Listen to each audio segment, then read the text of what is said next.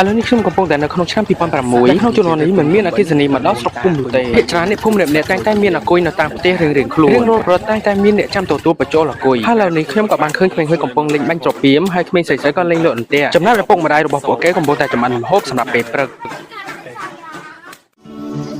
នេះគឺជាទស្សនវិជ្ជាក្មេងៗនៅឆ្នាំ2006ពេលនោះខ្ញុំក៏អញ្ចឹងដែរពេលឃើញទឹកមិនបាននោះទេចង់តែលេងតែម្ដងឥឡូវនេះយើងបកមកមើលវិធីប្រើប្រាស់អាគុយវិញម្ដងបច្ចុប្បន្ននេះខ្ញុំជឿថាក្មេងចំនួនក្រោយប្រកាសជាមិនស្គាល់អាគុយនិងប្រើប្រាស់ភ្លើងអានេះនេះទេហើយនេះគឺជាលំអមជាម្ចាស់ដែលទទួលបញ្ចូលអាគុយហើយឥឡូវនេះគឺសកម្មភាពនៅពេលម៉ោង6ល្ងាចតែងតែបន្ទាប់ពីបញ្ចូលអាគុយហើយនឹងមានអ្នកដឹកអាគុយមកចែកអ្នកភូមិតាមផ្ទះរៀងៗខ្លួន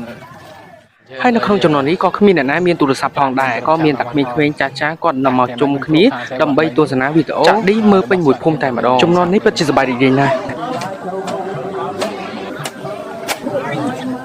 ហើយនេះគឺជាទស្សនវិជ្ជាក្នុងឆ្នាំ